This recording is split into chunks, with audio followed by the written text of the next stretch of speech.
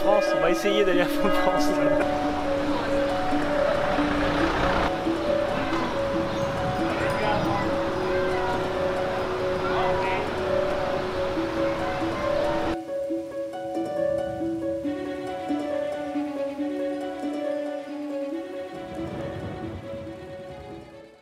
L'éco-traversée, c'est un dispositif de médiation scientifique ancré sur un territoire, donc ici les Belles-Donnes, et qui du coup croise in situ sur le terrain valorisation de la recherche et rencontre avec les acteurs. Donc aujourd'hui, on a passé la journée dans la Combe Madame, qu'on a remonté tout au long de l'après-midi, pour s'intéresser à la question, à la problématique du loup et voir comment sur ce territoire particulier, cette question-là a été travaillée et les enjeux publics qu'elle pouvait soulever. C'est un animal sauvage et qui n'est pas forcément apprécié par les éleveurs ou les habitants. Moi j'ai entendu une fois des bergers qui disent en fait on est des fonctionnaires de l'Union Européenne. On fait un boulot comme feraient des profs, des policiers dans les hôpitaux. Nous on est payés pour entretenir la montagne. Il y a un impact et notamment quand il y a du pasturage voilà, avec une pression avec beaucoup de bêtes qui sont là en permanence et là c'est pas négligeable. L'intérêt principal de cette démarche-là, et je dirais plus particulièrement quand on est dans le cadre des sciences sociales, où a priori on s'imagine plutôt que c'est des choses qui se déroulent dans des bureaux, dans des salles de cours, en extériorité. Là l'idée c'est justement de se confronter à la matérialité du territoire, à ce que le territoire fait à ces sujets à controverse, et en particulier aux expériences qui sont vécues par les gens qui vivent cette problématique-là.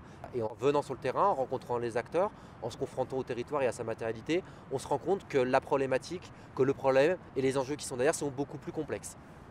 C'est beaucoup de débats de chiffres et qui généralement en plus dans ces débats de pro-identif font super mal. Par exemple, un débat public, il y en a un, il disait oui mais en fait la prédation sur les troupeaux c'est 3% de tout le cheptel français. C'est rien en fait, mais ces questions-là, elles se situent vraiment à des niveaux locaux. Ça veut dire que ça va être une exploitation qui peut prendre cher pendant une année et la personne ne va pas se relever.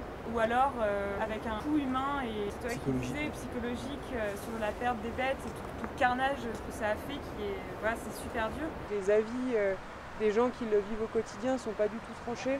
Soit ils la vivent très mal parce que ils se sentent victimes et c'est dur pour eux en tant que bergers ou éleveurs de voir ça sous leurs yeux. Soit c'est des gens qui petit à petit évoluent et en fait se disent cette thématique-là elle est hyper complexe et on n'est pas pour ou contre le loup, on vit avec et on essaye de faire selon nos moyens, selon ce qu'on nous donne. Un des intérêts particuliers, et notamment d'être ici à Combe Madame, c'est que là où on est dans un pâturage avec des estives et l'été, on a des éleveurs et des bergers qui sont là, qui sont présents, qui entretiennent et qui façonnent le paysage qu'on est en train de voir. Et donc du coup de venir ici, c'est aussi leur rencontrer, de pouvoir échanger avec eux, qui nous parlent de ce que c'est concrètement pour eux de vivre cette expérience-là, de vivre avec le loup. Et on va voir que c'est différent que si on lit dans le journal, dans les médias, dans le Dauphiné Libéré.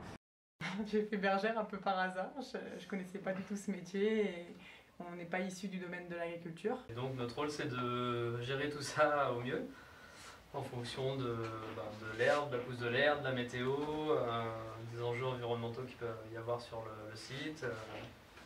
La journée on va les surveiller, on va un peu de partout et puis le soir on les ramène au chalet, on les rentre dans un parc de nuit pour les protéger des loups.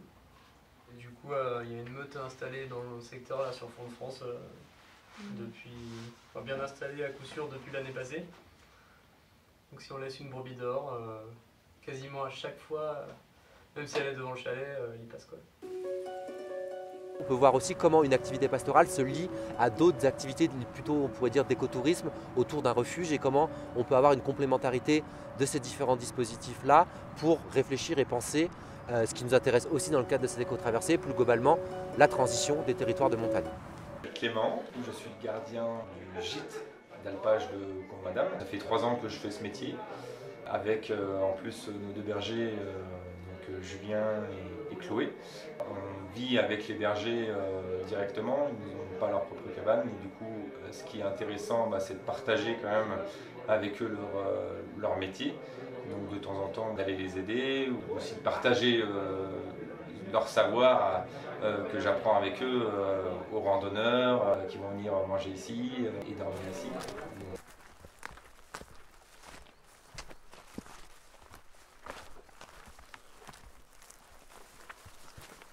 j'expliquais, j'avais des stéréotypes.